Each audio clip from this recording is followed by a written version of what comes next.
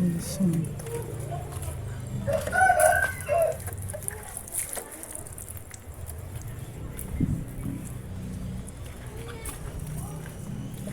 Guys, nagawin siya ito.